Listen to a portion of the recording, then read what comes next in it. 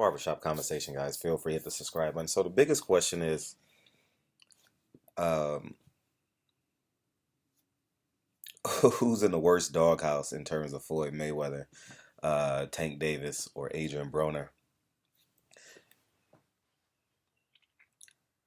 Floyd Mayweather went on national TV yesterday and said that Tank Davis will fight Lomachenko if both of them are successful in the fall, which is rather odd. Last year, Floyd Mayweather said he's young, he's patient, he doesn't have to get on the express lane, whereas Lomachenko is a little bit older. And what that leads me to believe is, man, everything is expendable to Floyd. And in terms of if you disrespect him, man, he comes back with a fury. And some people can correlate that with being worth $1 billion. He literally earned that $1 billion, in terms of fighting his whole entire career. Um, but I don't know if that's the psyche of a billionaire where everything is black and white, everything is non-emotional, everything doesn't have a spirit attached to it. But that's rough, man. And Adrien Broner and Tank Davis are in camp together, so only God knows uh, the conversations that are being had between those two versus Floyd Mayweather having the power to single-handedly redirect Tank Davis' career and silently direct Adrien Broner's career, from a marketing standpoint in terms of Floyd Mayweather. But Floyd Mayweather never publicly says anything bad about Adrien Broner, nor has he said anything negative about Tank Davis. But the moves, you understand what I'm saying, and how they respond to Floyd. And one got to begin to think, right? Is it challenging dealing with Floyd Mayweather as a business standpoint? And Floyd Mayweather is really a young promoter. He is, are if you combine what he's done outside the ring fiscally, and if you combine that what he did in the ring, he's definitely TBE without a shadow of a doubt. To go 50-0 and earn $1 billion,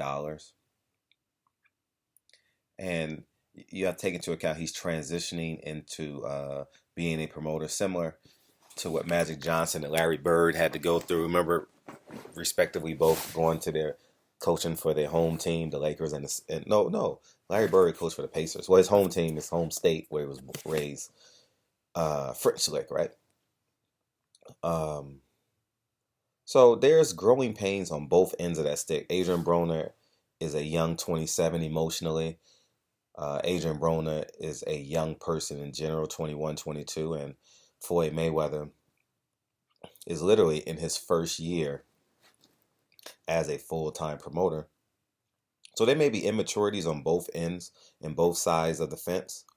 But at the end of the day, when you sign a contract, and I want this everybody to feel it, if you don't intend on being disrespected and or fired and or being thrown back of the line, you need to have respect for your boss. And I'm talking about publicly, what you do in the confines of your car and talking to your coworkers privately, that's completely different. But when you go public, you're at the mercy of who's in charge, and Floyd Mayweather's in charge. He is the judge and the jury, and there's nothing you can say that can change that due to you signing the contract. I have no idea how long that contract is. Will they wait it out like Mikey Garcia? I have no idea. I'm not in control of that. But um, and I wanted to piggyback off of this. You are your company. Like, if you, I think I said this in another video. If you show me your fifth best friend, I'll show you where you're going. And Tank Davis has been staying in the same home with Adrien Broner, and we all know the emotional and psychological problems Adrien Broner has had over the past 2 years, and just the overall person that he is. You understand what I'm saying? That he's gone through. I, uh, when you meet Adrien Broner in person, you can become mesmerized in his personality. He's quick wit. He's sharp. He understands timing of conversations. He was just born with that, and uh, I genuinely believe that it has yet to develop into where it should be. Because when he was 5, I'm just giving you. I don't know him personally as a 5. But I'm saying he was 10 years ahead of his time in terms of personality. When he was 15, he was 25, and now he's 27. It should be around about 37. You get what I'm saying?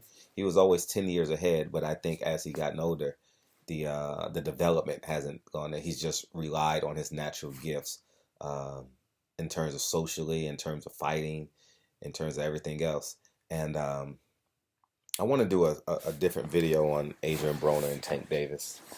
Um, I think it's important for our culture. I think it's important for our community. Hopefully, I can do that next. But you guys got to take into account Floyd is in charge. Floyd can do whatever he wants. Now it's up to Tank Davis to sign and or fight that. But then it comes into legality issues. I don't know the legality issues, but this is just a word to the wise, man. I don't know who's in the worst position in terms of the doghouse with Floyd Mayweather. But when you sign a contract, you have to honor it. And at that level, when lawyers get involved and Al Heyman oversees every business deal, Al Heyman doesn't make too many mistakes that we have seen. You know, I'm not in no way calling Al Heyman Jesus, because as I said it, I can hear my detractors rumbling. Oh, Al Heyman did this. Oh, you know, um, but the big picture, if you cut off the margins, as I told you guys in the past couple of videos, what people do 70% of the time, that's who they are. And he has proven PBC has been inside the margins, and it's done exceptionally well in terms of, I mean, they obviously could be a little better at marketing, in terms of promoting the fights, promoting the fighters. But the fighters are fully understanding that they must promote themselves. Social media gives them a huge platform where they can be engaging. Um, so it's just a wise move in terms of Al Hammond. But as I digress back to Adrien Broner, um, Tank Davis, I have no idea who's in the worst position, but you have to honor your boss. I don't care what you say about Floyd Mayweather, he did something for Tank Davis that can't be measured in dollars. He was the undercard main event on McGregor Mayweather, and he missed weight. So from that standpoint, Floyd Mayweather has done his job. I think fighting as the main event undercard on that card is equivalent to 3 years of promotion, 2 years of promotion. You understand? 4.3 million people watched it legally in terms of TVs, which if you probably average, what was it, 4 people per TV? So that's at least 20 million people outside. You get what I'm saying? So I don't know. I'm guesstimating. I have no idea if that's what the numbers are, but I'm just giving you guys a simple math equation. I know it feels like it was more. I can't imagine just. I can literally see fight parties all over America, fight parties all over Ireland. You guys get what I'm saying? So, anyways, man, I just thought I'll just have you guys can have this conversation with yourself, and let me know in the comment section who's in the worst position with Floyd Mayweather, and he is the Don Dada of boxing. Like, in terms of business, like you can't disrespect Floyd and get away with it. You can't, right? Like, I'll take you back to the rematch with um, Oscar De La Hoya. He didn't rematch Oscar De La Hoya because he didn't want to pay him. He knew the tide had turned. He didn't want Oscar to make any money. And then some might say, well, he fought under the banner of Golden Boy. But one might think that was the plan all along, right? To fatten the cow, and then when he can't move, you slaughter him. Just thought I'd bring that up. I don't know how accurate I am or how true I am, but uh, they they fatten Ostel Hoya with success, popularity, and then filled up his gas tank with cocaine and alcohol. He personally filled up his gas tank with cocaine and alcohol. He personally wasn't at the biggest fight in Golden Boy history, which was Canelo Floyd Mayweather. He wasn't there. He was in a rehab center, I believe, or some sorts of. And but anyways, man, it's just when someone has absolute power,